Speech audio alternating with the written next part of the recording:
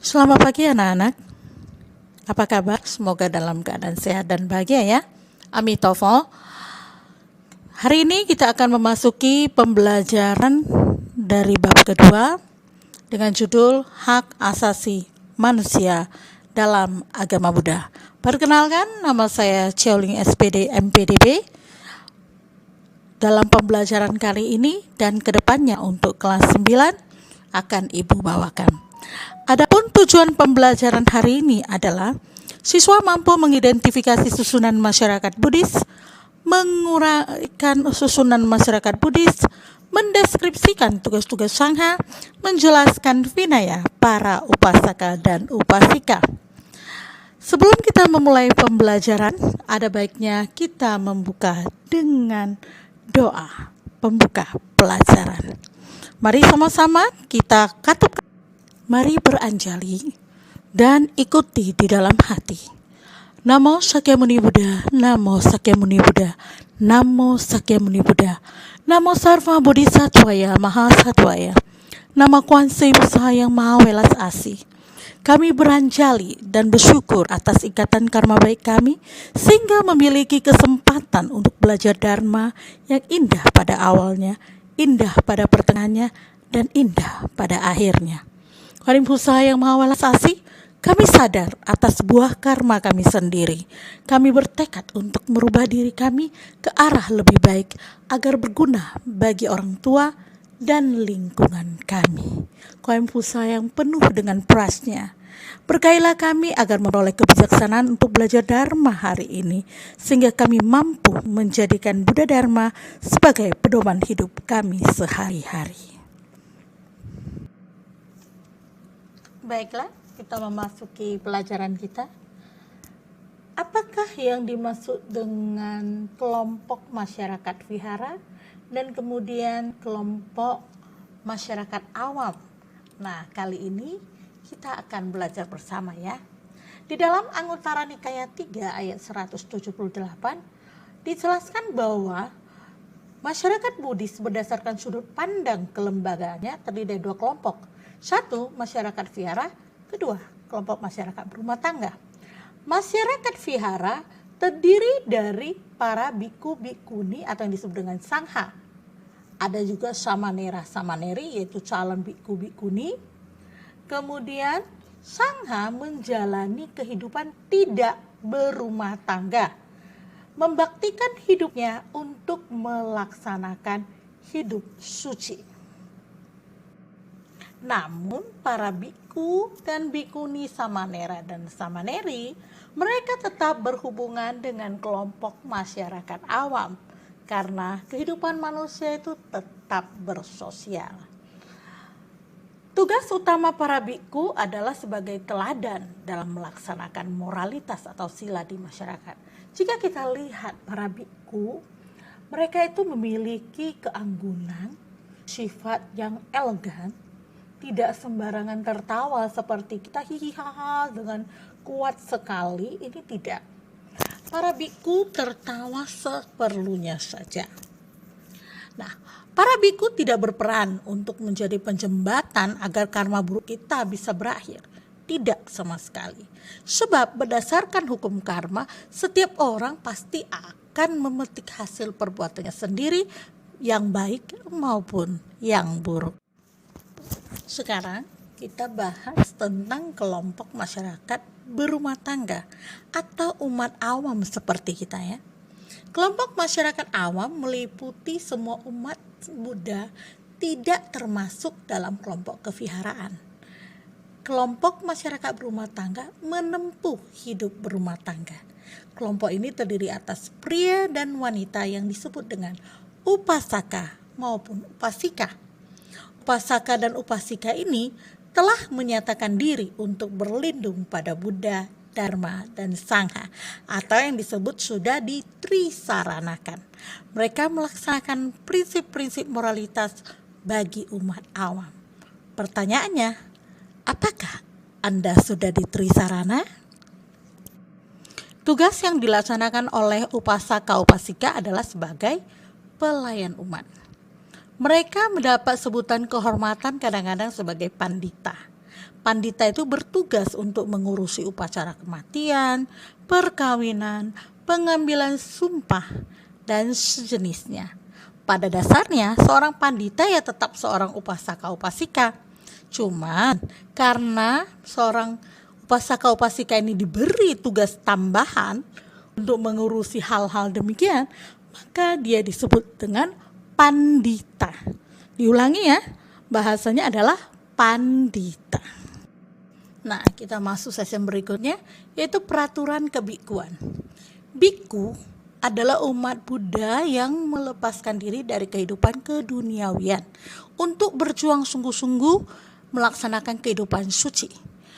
Mereka memiliki hak dan kewajiban untuk melaksanakan peraturan kebikuan atau vinaya, atau yang disebut dengan winaya, yang berjumlah 227 peraturan.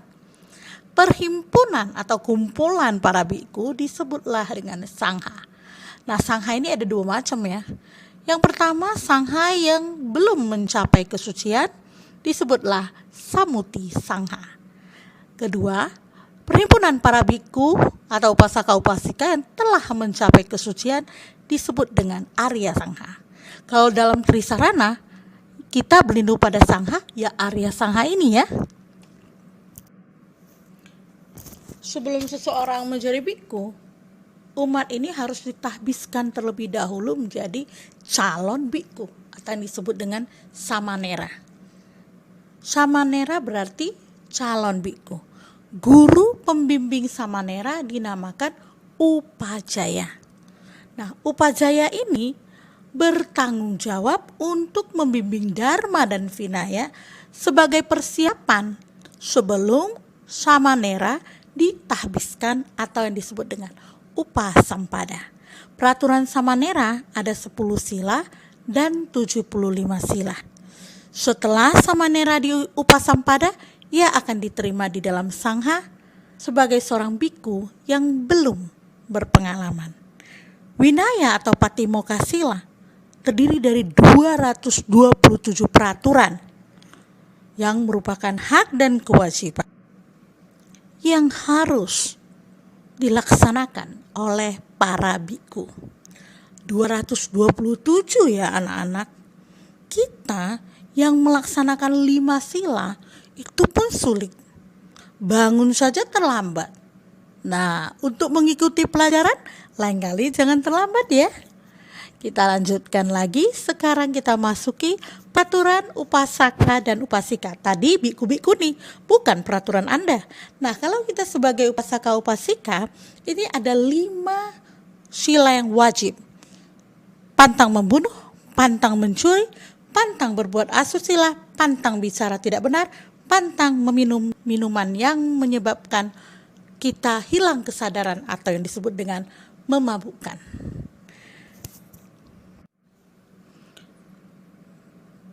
Pelatihan diri yang tadi disebutkan sebenarnya merupakan Pancasila Buddhis yang berusaha dilaksanakan untuk pengendalian diri.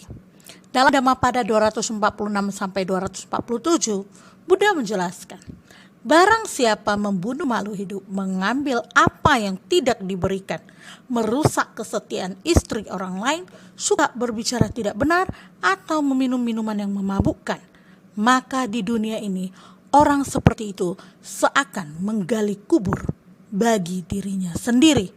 Oleh karena itu anak-anak, mari kita melatih diri bersama. Baik kamu maupun saya, kita belajar untuk melatih 5 sila ini ya. Nilai seorang manusia sangat tergantung pada pelaksanaan Pancasila. Bagaimana kita manusia dinilai oleh orang lain itu tergantung daripada sila yang kita laksanakan.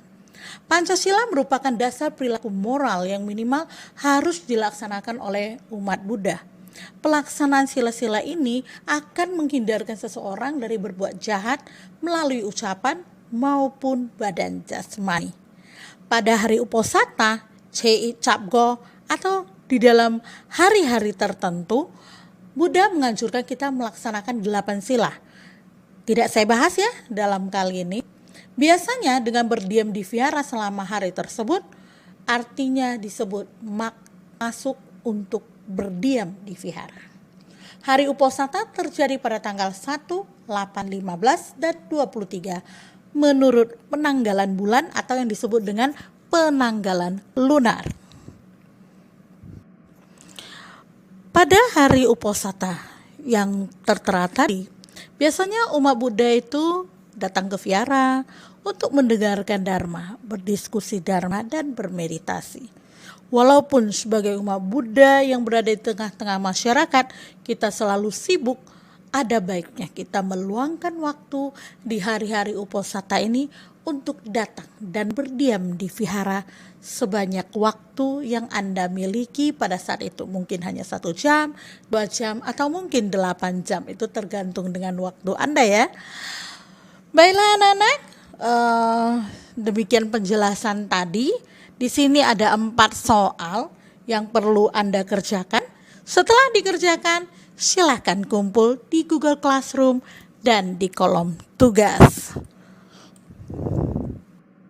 Marilah beranjali, kita menutup pembelajaran hari ini dengan doa penutup. Tatya Taum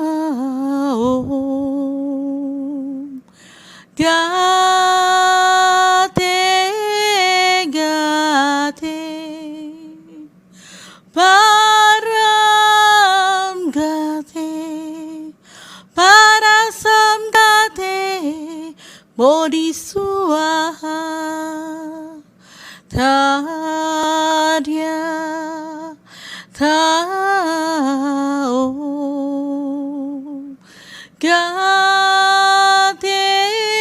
gate, param gate, parasam gate, bodhiswaha, tadya, taum,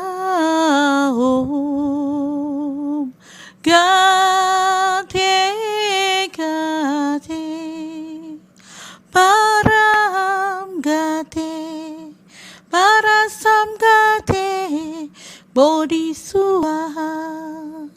Semoga apa yang kita pelajari hari ini menjadikan kita pribadi yang lebih baik dan mengikis rasa loba keserakahan, dosa, kebencian, dan moha kebodohan batin dalam diri kita. Sabe sata bawantu sukitata, semoga semua makhluk berbahagia. Sadu, sadu, sadu. Baiklah anak-anak, kita akhiri pembelajaran kita hari ini. Semoga apa yang kita pelajari membawa manfaat bagi kita semua ya. Jangan lupa tugas Anda dikumpulkan di Google Classroom. Tetap berdoa, tetap jaga kesehatan, stay at home, pakai masker kamu, jangan keluyuran kemana-mana. Tetap berdoa agar kita segera bisa bertatap muka. Sampai jumpa di lain kesempatan. Bye-bye.